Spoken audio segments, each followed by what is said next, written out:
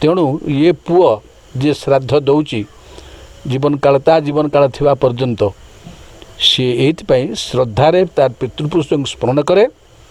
उदाहरण स्वरूप जे श्राद्ध समय दशरथ को देइथिले बालीपिंड देइथिले ना सीता समय बढ़ी जाउची बोली समय गड़ी जाउची बोली जे आमको वर्षे हेले पितृलोक को मासे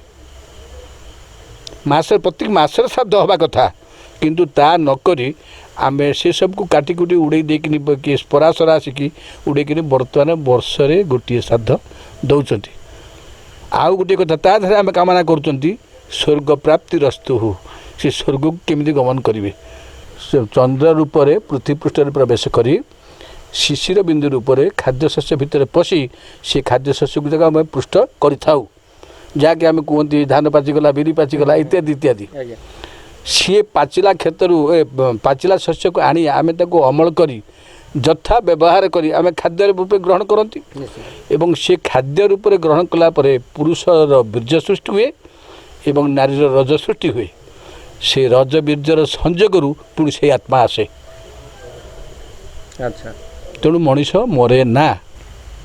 जय जगन्नाथ आज्ञा आज वीडियो रे आमे कम शब्द रे कम समय मध्य जानिबा श्रद्धारू श्राद्ध श्राद्ध आम जोटा आम प्रत्येक वर्ष आम श्राद्ध कर घर भितर ये जो श्रद्धारू श्राद्ध तो आम जाचे ठीक अच्छे किंतु आम पितृपुरुष मैंने जिते मृत्यु हो जाउछंती बा इह जगत रू पलि जाउछंती से आउ कोठी प्राण पाउछंती बा आउ कोठी जन्म होइछंती ये विषय आम कौन जानीचे आम तो किसी जानी पारने आम प्रत्येक वर्ष तांको पिंड दौचे ये से मुक्ति होइछंती कि ना ये विषय आम संपूर्ण भाव में जाना अच्छा आम पाखे पंडित आसतु सहित जोगाजोग करवा एवं ये विषय आलोचना करवा।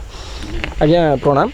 दुनिया को आनी तेणु मुझे श्रद्धा भक्ति अर्पण करुच्ची। अच्छा मनीष मले जाए मनीष मरे ना देहटा मरी जाए कहीं ना ये देहरे कई जन अच्छा ना दी जन अच्छा सब जड़े हूँ जीव और जड़े हूँ आत्मा बा जदि जीवात्मा जीव हुए ताले आत्मा हूँ परमात्मा। टिके आपन रोकि ये आमर किसी पंडित भी तांको मन भितर प्रश्न उंकी मारलानी आपण कथारू किसी पंडितर उंकी मारलानी प्रश्न जे यहीटा तार उत्तर नुहे अलगा किसी आर उत्तर अच्छे जदि आपण मान पाखे उत्तर अच्छी ताले कमेंट दिंतु नचेत मत डाकतु मु आपण प्रश्नर जो आपण पाखे जो उत्तरटी अच्छी से उत्तर भी निश्चित भाव में मु ये चैनल पकेबी आपण माने सांगे सांगे परवर्ती उत्तरटा को चिंता करुँच आपण आग शुणु तापर आपण जहाँ उत्तर देवे आम ताकू निश्चित भाव ये चैनल स्थान दबा एबे आपण कह। हाँ मनीष मरे ना मनीष किए जीवात्मा कहीं आम सिद्धांत कला कि श्रीमद भगवत गीता से सिद्धांत कला नैनं छिंदन्ति शस्त्राणि नैनं दहति पावक न चैन्यम क्लेदयं त्याप न शोषयति मारुत। अच्छा जदि यह सत्य सी मरे ना मरला पर जाए कुआड़े आमर गोटे लौकिक कथा कर्मकांड आमर गरुड़ पुराण अच्छी मार्कंड पुराण से पुराण अच्छी जे मनीष पाप कले जाए नरक को पुण्य कले जाए स्वर्ग को मनीष मरीगला परे ताकू जमदूत बा विष्णुदूत नहीं जाती जदि तार पुण्य बल बेसी थाए सी स्वर्गपुर रे तार पुण्य काल भोग कर सारा पुणी मर्त्य को फेरे ना फेरे से किंतु समय लगे ताको कहीं ना सी सेठू जीव कौटी सूर्यमंडल को ये जीवात्मा जीव सूर्यमंडल को जदि पापी होता है तो नरक भोगी सारापर सी पापी बा पुण्यात्मा ये मैंने जीवे कौन सूर्यमंडल रे तांकर द्वादश किरण रे से मैंने जमी आम 10 तुठरे दग्ध हाँडी बाढ़ाते नहीं सी दग्ध हाँडी प्रमाण ये रही सी सूर्यमंडल रे सूर्य किरण रे दग्धीभूत हो उत्तप्त पिंड रे परिणत होता एवं सेठू से आसती कौटी ना चंद्रमंडल को चंद्रमंडल शीतलीकरण हुए से जो उत्तप्त पिंड चंद्रमंडल रे शीतलीकरण हुए।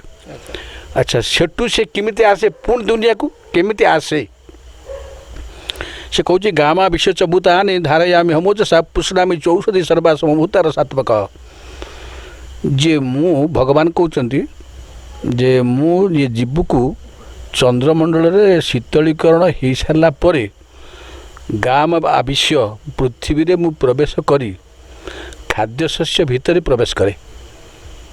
କିଏ ସେ ଏ ଜୀବାତ୍ମା ପ୍ରବେଶ କରେ କେମିତି ନା ଶିଶିର ବିନ୍ଦୁ ରୂପରେ କାକର ଦ୍ୱାରା ଖାଦ୍ୟଟା ଆମର ଶସ୍ୟ ସବୁ ବିଲବାଡ଼ିରେ ପରିପୃଷ୍ଟ ହେଉନି ନା।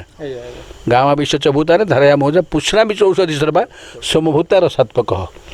ମୁଁ ସୋମ ବୋଲି ଆଚ୍ଛା ଧର୍ମଗ୍ରନ୍ଥ ହଉ ପଢ଼ିଲା ବେଳେ ଗୋଟେ ଅଧ୍ୟାୟ ଶେଷ ହେଲା ବେଳେ କୁହନ୍ତି କ'ଣ ନା ସେ ଯାହା ଯିଏ କର୍ତ୍ତାର ଯେଉଁ କର୍ମ ହେଉଥିବ ତା ଗୋତ୍ର ନାମ ଉଚ୍ଚାରଣ ପୂର୍ବକ ରବ୍ୟାଦି ନବଗ୍ରହ ଶାନ୍ତି ପୂର୍ବକ ଧର୍ମ ଅର୍ଥ କାମ ମୋକ୍ଷ ଚତୁର୍ବର୍ଗ ଫଳପ୍ରାପ୍ତି ପୂର୍ବକ ଆଚ୍ଛା ବାତପିତ କଫ ମୋହ ମୂର୍ଚ୍ଛା ପ୍ରଳାପ ଦୂରପୂର୍ବକ ଇହଜନ୍ମାନି ପୂର୍ବଜନ୍ମାନି ଜନ୍ମ ଜନ୍ମାନ୍ତର ସର୍ବପାପ କ୍ଷୟ ପୂର୍ବକ ପିତ୍ରାଦି ଦଶ ପୁରୁଷାନୁଗତ ଦଶ ପୁରୁଷ ପର୍ଯ୍ୟନ୍ତ ସାଯୁଜ୍ୟ ମୁକ୍ତି ପ୍ରାପ୍ତିରସ୍ତୁ।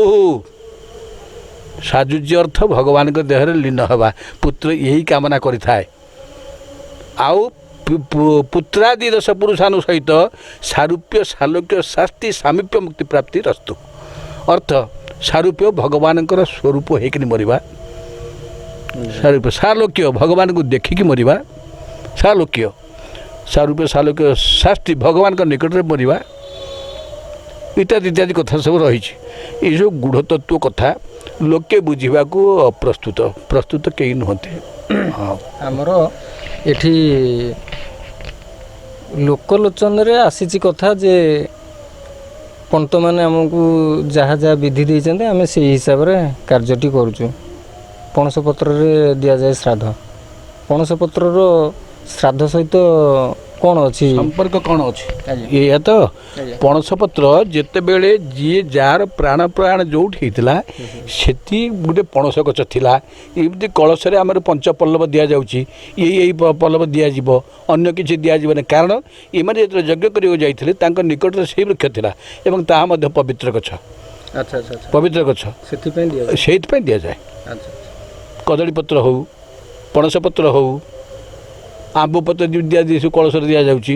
ଏଇସବୁ ପତ୍ରରେ ଶ୍ରାଦ୍ଧ ଦିଆଯାଇଥାଏ। ବ୍ରାହ୍ମଣ ଘର କଥା କହୁଛି। ଅନ୍ୟ ଘରମାନଙ୍କରେ ଦେଲେ ଯେ ଦୋଷ ତା ନୁହେଁ, ଦେବା କଥା। କିନ୍ତୁ ତେବେ ଆପଣମାନେ ଜାଣିଲେ ଆମର ଶ୍ରାଦ୍ଧର ନୀତି ନିୟମ ବିଷୟରେ କିଛି ଜାଣିଲେ। ଆଉ ଯଦି ଆପଣମାନେ କିଛି ଜାଣିବା ପାଇଁ ଚାହୁଁଛନ୍ତି ତାହେଲେ ଆପଣମାନେ କମେଣ୍ଟ ଦିଅନ୍ତୁ ଆଉ କିଛି ଜାଣିବା ପାଇଁ। ଆଉ ଯଦି ଆପଣ କିଛି ଜାଣିଛନ୍ତି ଏ ବିଷୟରେ କିଛି ଜାଣିଛନ୍ତି କେଉଁଠି ଆମର କ'ଣଟେ ଭୁଲ କରିଛନ୍ତି କଥାଟି ଭୁଲ କହିଦେଇଛନ୍ତି ତଳେ ବି କମେଣ୍ଟ ଦେଇପାରିବେ। ନେଗେଟିଭ୍ କମେଣ୍ଟ ଆଜ୍ଞା ଦୟା କରିକି ଦିଅନ୍ତୁ ନାହିଁ। ବହୁତ ଘରେ ଦେଖୁଛନ୍ତି, ବହୁତ ସୋସିଆଲ ମିଡ଼ିଆ ମାନେ ସମସ୍ତେ ଘରେ ଘରେ ଦେଖୁଛନ୍ତି। ଏଇଟା ଶେଷରେ ଆପଣମାନଙ୍କୁ କହୁଛି ନେଗେଟିଭ୍ କମେଣ୍ଟ ଦିଅନ୍ତୁ। ଯଦି ଜାଣିଛନ୍ତି କିଛି ଲେଖନ୍ତୁ ତଳେ ଏଇଟା ଭୁଲ ଏଇଟା ଠିକ୍। ଆପଣମାନେ ସେତିକି ଲେଖନ୍ତୁ। ଜୟ ଜଗନ୍ନାଥ। ରହିଲୁ। ଆସନ୍ତା ଭିଡ଼ିଓକୁ ପୁଣି ଦେଖା ହେବ।